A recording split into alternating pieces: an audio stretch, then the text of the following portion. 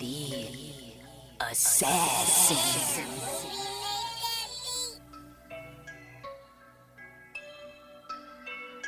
You know I break necks, call me Jack Tate. I have no regrets while your life is fading. I'm a crazy fuck equivalent to Satan. When I'm behind the mic, I feel like the greatest. You know I break necks, call me Jack Tate. I have no regrets while your life is fading. I'm a crazy fuck equivalent to Satan. When I'm behind the mic, I feel like the greatest. What up, y'all? You're listening to Sports Talk with Tropp, and I'm your host, Katie Tropp.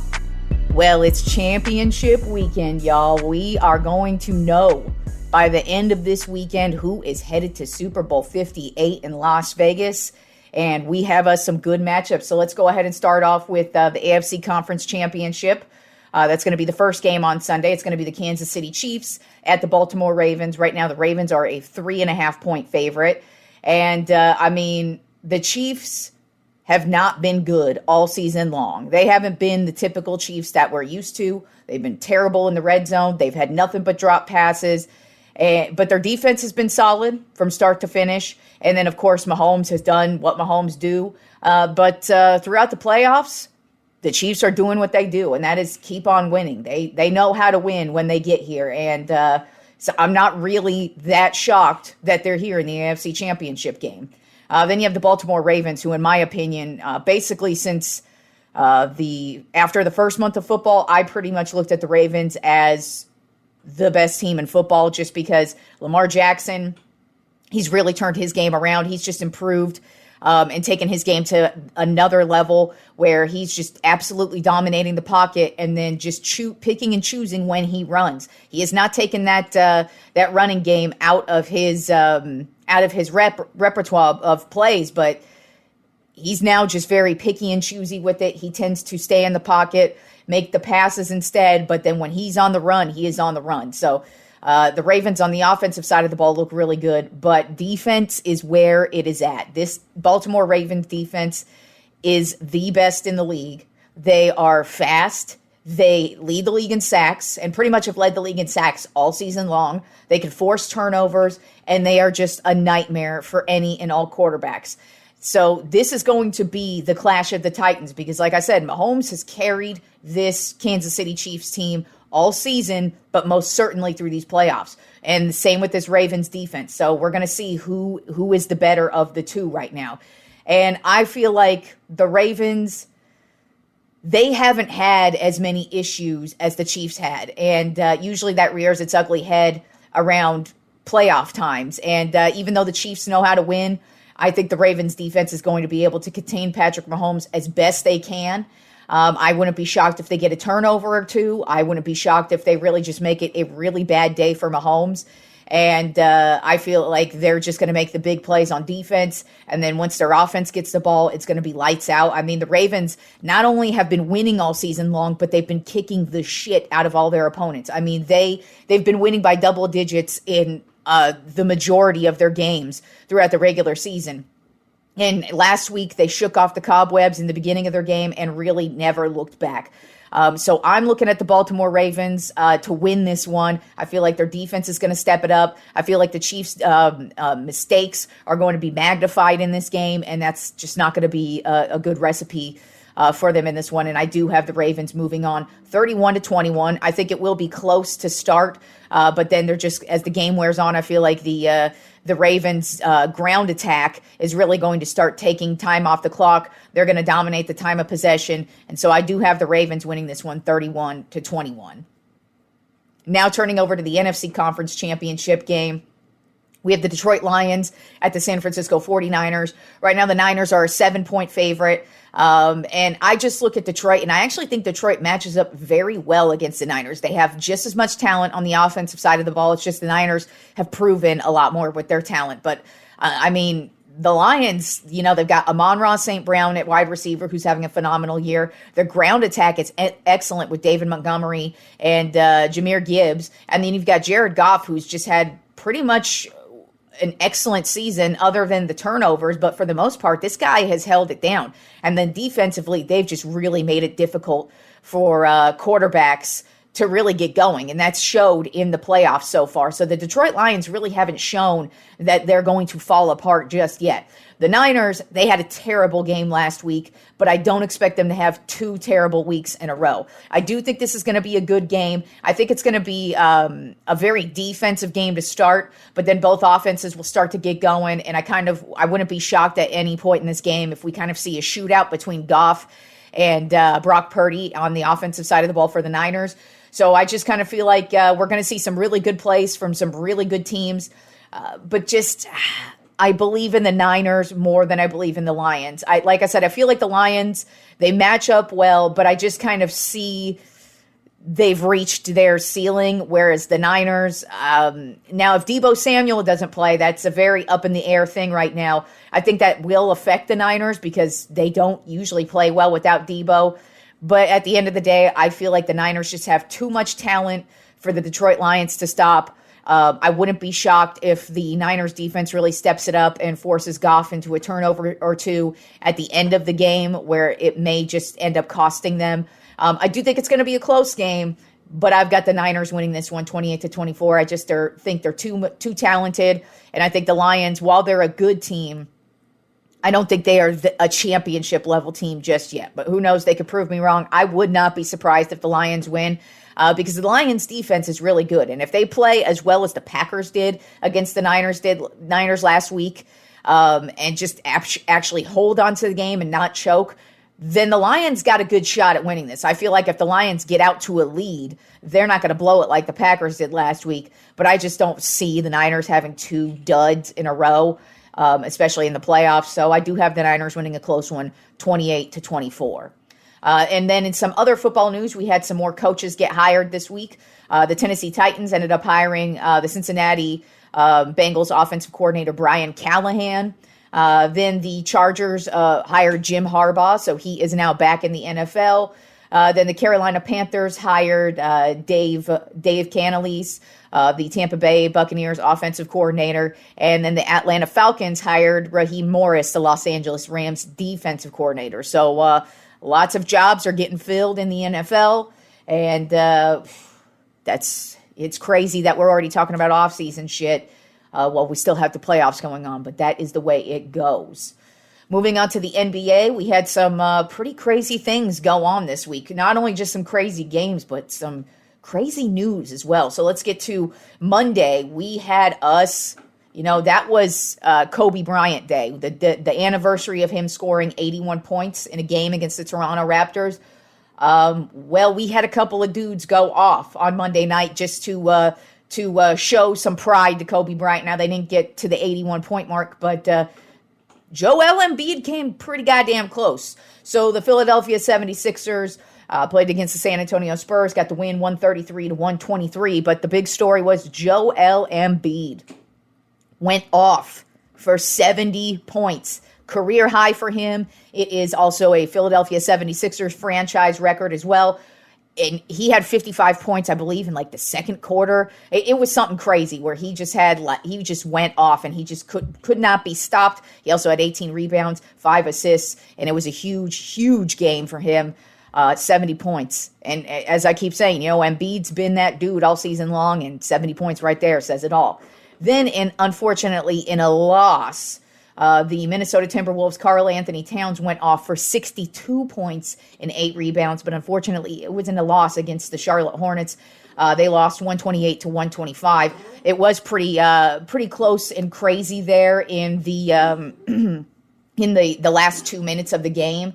But just unfortunately for the Timberwolves, they just weren't able to get the win. But Cat did have the big game with 62 points.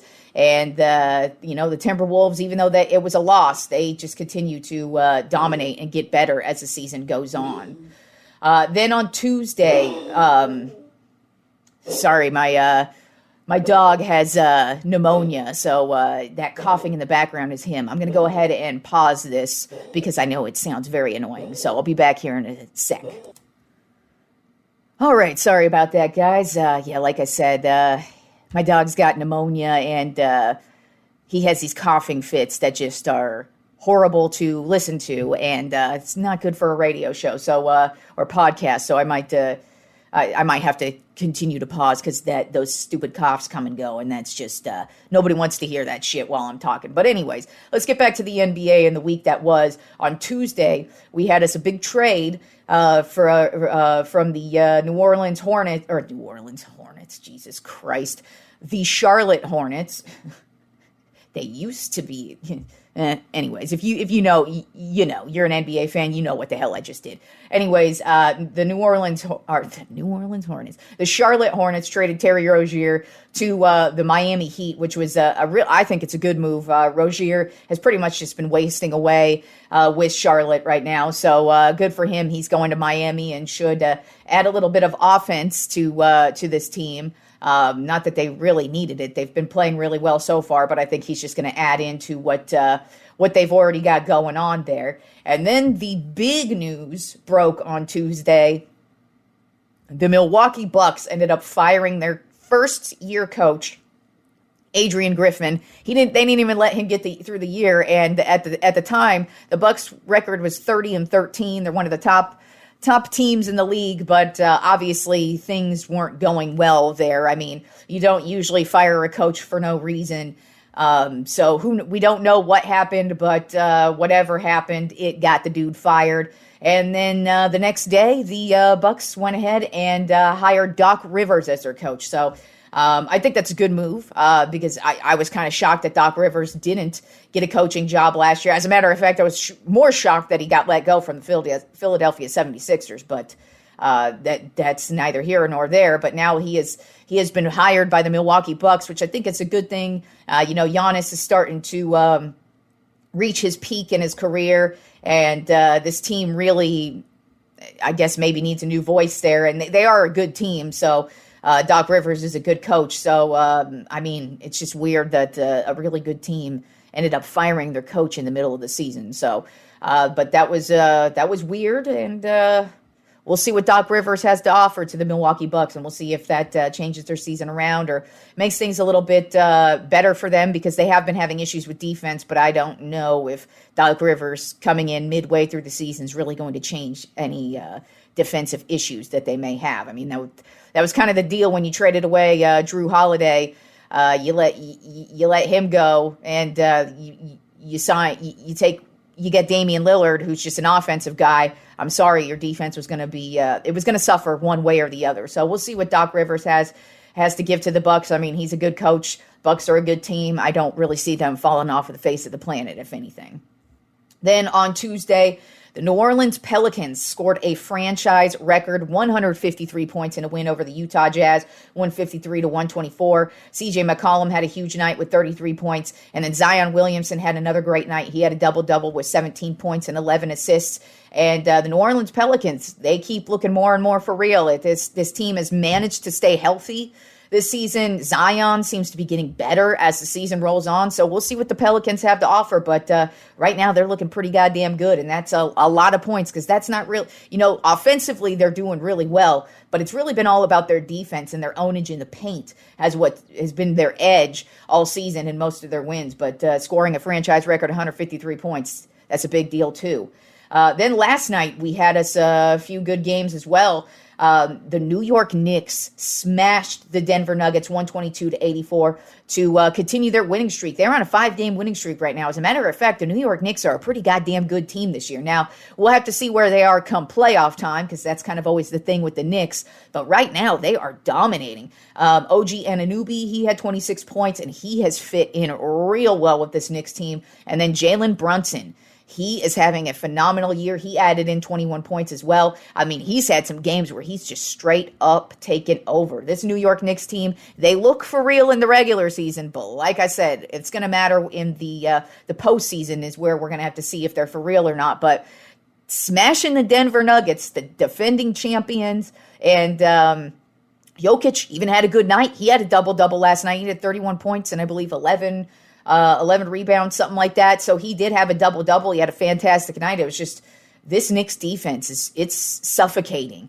And if they just keep this up, they're going to be something to fuck with. But we'll see. We'll see. With the Knicks, you can't ever buy into them until they actually sell us something that we want to buy. And then we had the Indiana Pacers rock the Philadelphia 76ers world last night. They won 134 to 122. And Pascal Siakam, the guy they just traded for, he had a triple-double, 26 points, 13 rebounds, and 10 assists. They didn't have Tyrese Halliburton. He's been out with a little bit of an injury here. But Siakam has stepped right in and looks like he's going to be the perfect fit with the Indiana Pacers and proved it last night. Then moving on to baseball, we had some Hall of Famers elected to the Baseball Hall of Fame this week, beginning with third baseman Adrian Beltre, most known for with the Texas Rangers, but he moved around to a couple of different teams. He is only one of 12 players to have 3,000 hits and 400 home runs, so that's really what this is his first year on the ballot as well, so he's a first ballot Hall of Famer. Those numbers right there, that's what gets you in first ballot. Then we had Todd Helton, the first baseman of the Colorado Rockies. He's actually only the second Colorado Rocky inducted into the Hall of Fame. This is his 6th year on the ballot. He was just a very, very consistent hitter. He batted a career 316, and he just was one. He was just solid. That's just all there is to it. He was all reliable. You knew what you were getting from Helton, and he just was a bright spot for the Rockies in a lot of. And the Rockies just have never really been a good team. They've had their good moments, but for the most part, they've been a bottom of the barrel team. And Todd Helton was just always a shining star for them. And like I said, only the second Colorado Rocky elected into the Hall of Fame. And then the third member of the Hall of Fame this year, we have Joe Mauer, one of the greatest catchers of all time, hands down.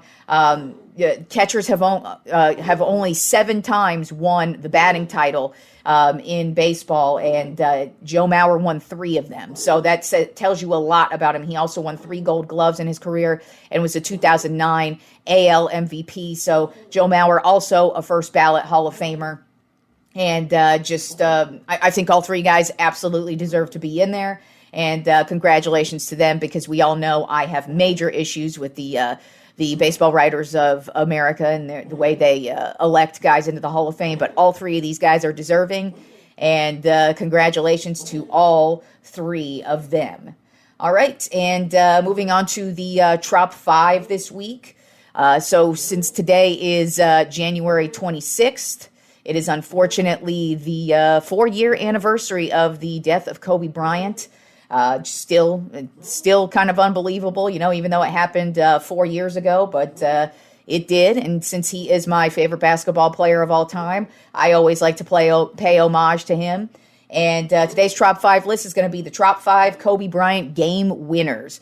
Because, I've already done like 25 different lists of Kobe Bryant or moments throughout his career. And so I decided to go ahead and go with the game winners of his career. One of the reasons that I wanted to do this list, of course, is not only because I'm a huge Kobe Bryant fan, but just one of the great things about him were just some of the game winners that he had. It was actually really difficult to whittle it down to 5 because there were so many throughout his career. But I believe these are the 5 best Kobe Bryant game winners, if you will. But there are endless lists of them. And there's so many to think of throughout his career, but a couple of these, they were right off the bat at the forefront of my memory, just because I totally remember them just like they were yesterday. So let's go ahead and start off with number 5 on my Tropp 5 Kobe Bryant game winners. Back in 2002 Western Conference Finals Game 4 versus the San Antonio Spurs. There were 27 seconds left on the clock. They were tied up at 85. The Lakers get the inbound. Kobe has the ball. He's dribbling. Then he starts to drive the lane and actually loses the ball. Then I believe it was Derek Fisher who ends up grabbing the ball, getting it back to Kobe. And then Kobe gets the game-winning jumper in the paint right over David Robinson. So not only was that just an awesome game winner, it mattered. It was, of course, in the Western Conference Finals, but it was over the great David Robinson, who was a center, and Kobe was a shooting guard. So you could just tell when a shooting guard is able to get in over a center, that's some ownage right there. And so not only was it a great game winner from Kobe, but the level of difficulty must have been insane. And then, of course, it was in a game that mattered in the Western Conference Finals. Then moving on to number 4 on my top 5 Kobe Bryant game winners of all time. January 31st of 2010 against the Boston Celtics in Boston is a regular season game. The Lakers were actually down by 11 points at one time, but they were able to drive back, tie everything up. There's 11.5 seconds left on the clock, and Kobe gets the fadeaway right over Ray Allen, and that's just another. It not only was it an amazing game-winning shot, but it was over the great Ray Allen, who usually is the one who's hitting the game-winning shots that matter the most. And then, of course, this was just a big deal because, we're coming off of we lost to the Celtics in the finals, and so this was a nice little revenge, and it was during the regular season, and ultimately we would actually beat the Celtics this season in the finals. But this was a regular season game, and I just remember watching Kobe just drive down the lane, then boom, right over Ray Allen's ass in Boston, just an excellent game-winning shot from Kobe Bryant. Then at number 3 on my top 5 Kobe Bryant game winners, we have December 4th of 2009 versus the Miami Heat. I kind of feel like if you are a Lakers fan, we all remember this one. As a matter of fact, it was really difficult not to put this at number 1, but the two above it are a little bit more memorable, and they actually mattered more as well. But this one is one for the ages. It's most certainly a Kobe Bryant game winner that we all remember, especially if you're a Lakers fan. But there are 3.2 seconds left on the clock. Kobe gets the inbound. He's right above the key, shoots up the 3 right over Dwayne Wade, and boom, knocks it down, get the win. The Lakers walk home they were already at home, but Lakers get the win, and we really needed that win because it was really the first time we had beat the Miami Heat since we traded Shaq to the Heat. I actually don't believe Shaq played for this team. He might have played for this Miami Heat team, but basically since we traded Shaq to Miami owned us, including D. Wade. So this was a big game just for Kobe to just stick it to him finally. But man, when you see this one, just the level of difficulty, just the type of shot he takes, and then of course it's over D. Wade in his prime, by the way. Kobe knocked it down for the game winner, of course. Then at number 2 on my top 5 Kobe Bryant game winners, the 2006 first round playoffs versus the Phoenix Suns. This was a crazy series because unfortunately at one point in this series, the Lakers were up 3-1. And we would ultimately lose all the next games, and the Phoenix Suns would win this series and move on. So, unfortunately, this is a bittersweet game. I did get it wrong because I did bring this game winner up in the last episode, and I was thinking of a different time that they faced off against the Suns in the playoffs. This one, we actually had a really good shot at winning this series and moving on, but unfortunately, we did not. But in this particular game, Smush Parker steals an inbound from Steve Nash. That's how crazy this game went into overtime, because this is not overtime yet. We are in the fourth quarter. Game's about to end. Steve Nash is just all reliable. This is a 2-time MVP we're talking about, and this is Steve Nash's prime as well. So this guy, he's known for just taking the inbound and running the clock out. Well, not this time. Smush Parker was able to get the steal on the inbound from Nash, and then Kobe would ultimately end up with the ball and tie the game up and then send it into overtime.